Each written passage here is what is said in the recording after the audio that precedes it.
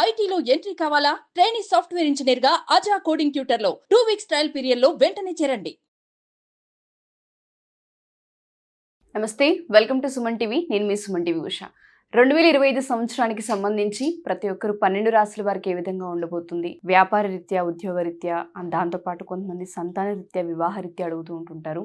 So కలిసి వచ్చే అంశాలు ఏంటి, ఏ ఏ విషయాల్లో జాగ్రత్తలు వహించాలి, పూజలు ఏమైనా చేయించుకోవాల్సిన అవసరం ఉంటుందా, ఈ సమయంలో మేము పెట్టుబడులు పెట్టవచ్చా, ఏ మాసంలో కలిసి వస్తుందని అడుగుతూ ఉంటుంటారు. మరి వాటన్నింటికి సంబంధించి 12 రాశుల వరకు అసలు ఏ విధంగా ఉండబోతుందో మనతో పాటు ఉమాదేవరకొండ గారు ఉన్నారు. ఆయన అడిగి తెలుసుకుందాం. నమస్తే అండి. నమస్తే అమ్మా.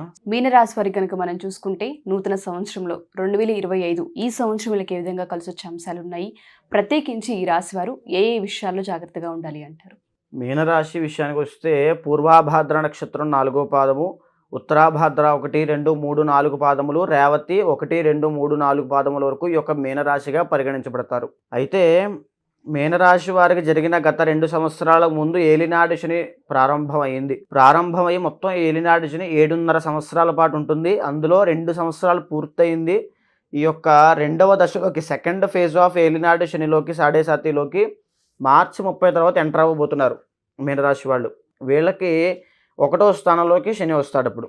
సో ఇప్పటిదాకా వీళ్ళు పడినటువంటి కష్టం ఒక రేంజ్లో ఉంటే వీళ్ళకి వచ్చేటువంటి రిజల్ట్స్ చాలా చిన్నగా ఉంటాయి. వీళ్ళు ఎంతో కష్టపడితే ఆ ఫలితం వేరే వాళ్ళకి వెళ్ళిపోతుంది, ఆ క్రెడిట్ వేరే వాళ్ళకి వెళ్ళిపోతుంది, ఆ గౌరవ మర్యాదలు వేరే వాళ్ళకి వెళ్ళిపోతే, ఆ డబ్బులు కష్టం అంతా వీళ్ళు పడి ఇంటికి తీసుకొచ్చి ఒక 1000 రూపాయలు ఇస్తే చెరుకు 100 తీసుకుని చెప్పి ఈయన దగ్గర ఏమి మిగలవు. కుటుంబంలో కూడా సంపాదించింది వీళ్ళే అయినా అనుభవించేది మాత్రం వేరే వాళ్ళు.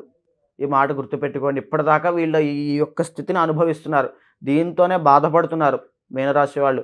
పాపం సంపాదిస్తారు, కష్టపడి ఎంతో కష్టపడతారు, చాకరీ అంతా చేసేది వీళ్ళే, వేరే వాళ్ళు అనుభవిస్తూ ఉంటారు. ఈ రకంగా ఉంటుంది. అయితే మార్చి 30 దాకా ఈ రకంగానే ఉంటుంది. అయితే మార్చి 30 తర్వాత జన్మశని ప్రారంభమైన తర్వాత వీళ్ళకి ఎప్పుడూ లేనటువంటి ఆరోగ్య సమస్యలు కొత్తగా రాబోతున్నాయి. జన్మస్య దేహ కష్టము అంటారు. దేహ కష్టం అంటే శారీరక శ్రమ, శారీరకంగా ఎక్కువగా స్ట్రెస్ అవ్వడం, అంటే పని ఒత్తిడి ఎక్కువైపోవడము, తరువాత మానసిక ఒత్తిడి ఎక్కువ అవ్వడము, అనారోగ్య సమస్యలు దాడి చేయడము. అంటే ఇందాక నేను పూర్వము కుంభరాశి వాళ్ళకి జన్మశని వెళ్ళిపోయిందనేటువంటి అంశం మీద వారికి ఎలాంటి సమస్యలు వస్తాయో నేను చెప్పాను. ఈ యొక్క పొట్టకు సంబంధించి మోకాళ్ళ దాకా వచ్చేటువంటి సమస్యలు, సంతానపరంగా వచ్చేటువంటి ఆరోగ్య సమస్యలతో సహా, సంతానం విషయంలో ఎవరైనా ప్రయత్నం చేస్తూ ఉంటే వాళ్ళకి ఆ సంతాన సమస్య కోసం మీరు హాస్పిటల్కి వెళ్ళి చేయించుకోవాల్సి వస్తుంది. సో సంతాన సమస్యలు ఎవ్వరికి ఉన్నా చాలా జాగ్రత్తగా ఉండాలి. అయితే ఎప్పటిదాకా ఉంటుంది దోషం అని అంటే, ముఖ్యంగా మీకు అక్టోబర్, నవంబర్, డిసెంబర్ తరువాత ఈ యొక్క దోషం అనేది కొంచెం ఉపశమనం కలుగుతుంది ఆర్థికంగా. ఈ పీరియడ్ ఆఫ్ టైంలో ఏదైతే మార్చి 30 తర్వాత శని మారిన తర్వాత నుంచి అక్టోబర్ దాకా ఈ రకంగానే ఉంటారు. మే 15 నుంచి కూడా స్పెసిఫిక్గా చెప్పాలంటే ఈ పీరియడ్ ఆఫ్ టైంలో ఆర్థిక నష్టాలు, సంపాదించి నిలబడకపోవడము, కుటుంబం వాళ్ళతో వేధింపులు, కుటుంబం నుంచి ఒత్తిడి ఎక్కువగా, వీళ్ళు పడేటువంటి స్ట్రెస్ అవ్వచ్చు, వీళ్ళు పడేటువంటి టెన్షన్, ఒంటరి పోరాటం చేయబోతున్నారు. మీనరాశి వాళ్ళకి మే 15 దగ్గర నుంచి 2025 మే 15 దగ్గర నుంచి అక్టోబర్ దాకా ఒంటరి పోరాటం, ఒక్కరే అయిపోతారు. చుట్టూ ఎవరు సహాయం చేసేవాళ్ళు ఉండరు, కనీసం మాట సాయం చేసేవాళ్ళు కూడా ఉండరు. ఆ రకమైనటువంటి ప్రభావము రాబోతోంది. అది అక్టోబర్ తరువాత నెమ్మదిగా నవంబర్, డిసెంబర్ తర్వాత ఉపశమనం పొందుతారు. తప్పకుండా ఏదైతే మీకు ఎప్పటిదాకా ఆర్థిక ఇబ్బందులు, కుటుంబ చిక్కులు, కుటుంబం నుంచి ఒత్తిడి, శారీరక శ్రమ, అంటే ఎక్కువగా స్ట్రెస్ అవ్వడము. సో నేను ఇచ్చే మీకు ఒక పర్సనల్ సజెషన్ ఏంటంటే, మీనరాశి వాళ్ళు మీకు ఎంత పని ఉన్నా, ఏ ఒత్తిడి ఉన్నా సరే టైంకి ఫుడ్ తినండి, టైంకి ఏదైతే టైం చేయాలో టైం చేయండి. లేకపోతే తీవ్రమైన అనారోగ్య సమస్యలకి ఇక్కడ పునాది పడుతుంది. ఇప్పటిదాకా మీకు దీర్ఘకాలిక ఆరోగ్య ఇబ్బందులు లేకపోవచ్చు, కానీ ఎప్పుడు ఏ నిమిషాన్ని ఏం జరుగుతుందో తెలియదు. కాబట్టి మీనరాశి వాళ్ళకి 2025 సంవత్సరంలో ఆ ఆరోగ్య సమస్యలకి పునాది పడేటువంటి పరిస్థితులు రాబోతున్నాయి. సో టైంకి ఫుడ్ తినడము, మీ యొక్క పర్సనల్ జీవితాన్ని చాలా సవ్యంగా చూసుకునేటువంటి ప్రయత్నం 2025లో తప్పనిసరిగా చేయాలి. అయితే వీళ్ళు వెంకటేశ్వర స్వామిని ఆరాధన చేయడము, ఆంజనేయ స్వామిని ఆరాధన చేయడము, ముఖ్యంగా గణపతి ఆరాధన చేయడము చేస్తే మీనరాశి వాళ్ళకి అన్ని రకాలుగా కలిసి వస్తుంది.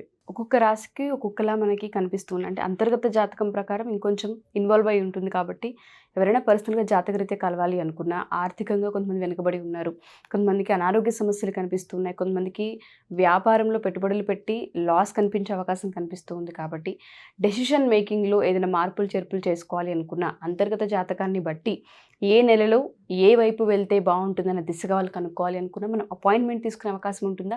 వాళ్ళ జాతకాన్ని మీరు ఏ విధంగా పరిశీలిస్తారు? ముఖ్యంగా ఇప్పటిదాకా మనం మాట్లాడుకున్న ద్వాదశ రాశులకి 2025 సంవత్సరంలో ఎలా ఉండబోతుంది అనేది నేను చాలా విషయాల్లో చాలా అంశాలు ప్రస్తావన వచ్చినప్పుడు చెప్పాను. ఇది యూనివర్సల్ ప్రొడిక్షన్ అండి. అంటే 2025 సంవత్సరంలో మీ ఇంటి పక్కన సుబ్బారావు మీనరాశి అయితే, మీది మీనరాశి అయితే ఇద్దరికీ ఒకటే రకమైన ప్రొడిక్షన్స్ ఉంటాయి. ఆయన ఏజ్ 50 సంవత్సరాలు, మీ ఏజ్ 25 సంవత్సరాలు. అదేంటి మరి ఇద్దరికి ఒకేలా ఉండడం ఏంటంటే ఏజ్ రీత్యా కొంచెం మారుతుంది. మీ యొక్క అంతర్గత జాతకం మాత్రము మీకు మాత్రమే సంబంధించింది. ఇంకా సుబ్బారావు, వెంకట్రావు సంబంధించింది కాదు. కేవలం ఏదైతే మీరు చూపించుకుంటున్నారో దానికి సంబంధించింది యూనిక్గా మీకు మాత్రమే ఉంటుంది. ఆ యొక్క అంతర్గత జాతకంలో మీది ఏ లగ్నం అయింది, ఆ లగ్నానికి అధిపతి అయినటువంటి గ్రహము ఎక్కడ ఉన్నాడు, ఆ శుద్ధిగా ఉన్నాడా, లేకపోతే దుష్ట కలయికతో ఉన్నాడా, దుష్టగ్రహ వీక్షణ ఉందా, లేకపోతే ఈ యొక్క నవాంశలో ఆ యొక్క గ్రహానికి బలం ఎంత ఉంది, దశాంశలో మీ కెరీర్ ఎలా ఉంది, మీ సక్సెస్ రేట్ ఎంత ఉంది, వింశోత్తరిలో ఇప్పుడు మీరు ఏ గ్రహం యొక్క కంట్రోల్లో ఉన్నారు, ఆ గ్రహం బాగుందా బాలేదా, ఆ యొక్క గ్రహానికి ఏం చేస్తే మీకు చాలా బాగుంటుంది అనేటువంటి అంశంతో చెప్పడంతో పాటు ఇప్పుడు జాతకం అనేటువంటిది ఒక రవిగ్రహం తీసుకున్నాం అనుకోండి. రవిగ్రహం దేనికి సంబంధించి? ప్రభుత్వానికి సంబంధించి, అధికారానికి సంబంధించి ఒక రాయల్ గ్రహము, ఒక మెడిసిన్ చేసేటువంటి గ్రహము, ఒక గోల్డ్ షాప్కి అగ్ని గ్రహము. సో ఇన్ని కారకత్వాలు ఉంటాయి.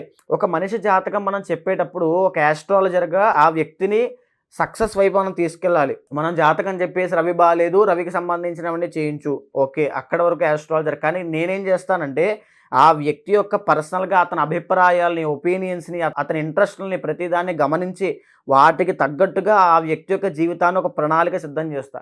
మీకు ఏదైతే సూట్ అవుతుందో, ఏ బిజినెస్సో, ఏ జాబో, ఏ ఆరోగ్య సమస్య వల్ల మీరు బాధపడతారో, ఏ సమయంలో బాధపడతారో చెప్పి దానికి తగ్గ ప్రయత్నం మీ జీవితంలో మార్చుకోవాల్సిన అంశాలతో సహా నేనే డిసైడ్ చేస్తా. సో అక్కడ అంతర్గత జాతకం అనేది కీ రోల్ ఉంటుంది. ఓకే, సో మనం ప్రిడిక్షన్ చేసేటప్పుడు వాళ్ళ ఒపీనియన్స్ని బట్టి, వాళ్ళ వాళ్ళ ఇంట్రెస్ట్ ఏంటి మనం ఇప్పుడు చెప్తామండి. ఒక తల్లి వచ్చి బాబుతో ఏం చేయించాలి, నేను డాక్టర్ చేయించండి అని నేను చెప్తాను. ఆ అబ్బాయికి ఇంట్రెస్ట్ ఉండదు. ఆ అబ్బాయి ఏదో వేరేదో చేద్దాం అనుకుంటాడు. ఎందుకు నేను చెప్తాను బైపీసీ అని చెప్పి బుధగ్రహం కానీ, రాహు కేతులు కానీ ఉన్నారు అనుకోండి, బైపీసీ దానికి సంబంధించి చాలా బాగుంటుంది. కానీ ఆ అబ్బాయికి ఒక టెలిఫోన్ ఇండస్ట్రీ పెట్టుకోవాలి, ఒక ఎలక్ట్రానిక్స్ పెట్టుకోవాలని ఉంటుంది. ఆ అబ్బాయికి నాకు డైరెక్ట్గా ఇన్వాల్వ్మెంట్ లేక నాకు చెప్పలేకపోవచ్చు. ఆ తల్లి ఏమనుకుంటారు, ఆస్ట్రాలజర్ ఈ యొక్క బైపీసీ చెప్పారు కాబట్టి దాన్నే చేయించాలని ఫోర్స్ చేస్తారు. ఆ అబ్బాయికి అది ఇంట్రెస్ట్ ఉండదు. ఇంట్రెస్ట్ ఉండగా బలవంతంగా చేస్తారు, మధ్యలో డ్రాప్ అవుట్ అయిపోతాడు. కానీ మనం దీర్ఘంగా ఆలోచిస్తే బుధుడికి కొన్ని వందల కారకత్వాలు ఉంటాయి. బుధుడు బిజినెస్కి కూడా కారణము, రాహు ఈ యొక్క టెలిఫోన్కి కూడా కారణము. సో ఇన్ని కారకత్వాల్లో ఆ అబ్బాయితో మనం ఎప్పుడైతే ముఖాముఖిగా మాట్లాడతామో ఆ వ్యక్తి యొక్క అభిప్రాయాలు బట్టి ఆ వ్యక్తికి ఏది సూట్ అవుతుంది, ఏది బాగుంటుందో లేదో చెప్పచ్చు. ఆ వ్యక్తిని విజయబాటలో పయనించడం మనం చేయొచ్చు, సక్సెస్ రేట్ని పెంచవచ్చు. ఆ అబ్బాయికి కోపం ఎక్కువ, ఓవర్ థింకింగ్ ప్రాబ్లం ఎక్కువ, ఇవన్నీ చాలా ప్రాబ్లమ్స్ ఇప్పుడు ఉన్నటువంటి జాతకాల్లో చాలా ఎక్కువ మందికి ఉంటాయి.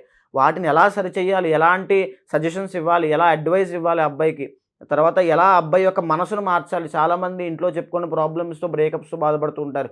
అలాంటి వాళ్ళని ఆ డిప్రెషన్, యాంగ్జైటీ నుంచి ఇలా బయటికి తీసుకురావాలి. ఆ యొక్క ఏ మంత్రం చదవడం వల్ల, పాజిటివ్ వైబ్ వల్ల ఆ వ్యక్తి యొక్క థాట్ ప్రాసెస్ మారుతుంది. నేను ఇంకా భర్తగాను చచ్చిపోతాను, నాకు ఇదేమొద్దు అని చాలామంది డ్రగ్స్కి అడిక్ట్ అయిన వాళ్ళు నా దగ్గరికి వచ్చిన వాళ్ళు ఉన్నారు. బ్రేకప్ అయిన వాళ్ళు వచ్చిన వాళ్ళు ఉన్నారు. తర్వాత విపరీతమైన డ్రింక్ అడిక్ట్ అయిన వాళ్ళు వచ్చిన వాళ్ళు ఉన్నారు. వాళ్ళందరినీ దాని నుంచి బయటికి తీసుకురావాలి. ఆ ట్రాన్స్ నుంచి బయటికి తీసుకొచ్చి ఎలాగ వాళ్ళు అసలైన నిజాన్ని తెలుసుకుని అతనికంటూ ఒక ఇండిపెండెంట్ ఒక ఇది ఉండాలి, స్ట్రాటజీ ఉండాలి. దాన్ని ఆ అబ్బాయితోనే ఎలా చేయించాలి అనేటువంటి విషయం అంతా కూడా చాలా కూలంకషంగా మాట్లాడాల్సిన అంశం అండి. ఒక్క విషయంలో తెలియదు కాదు ఇది.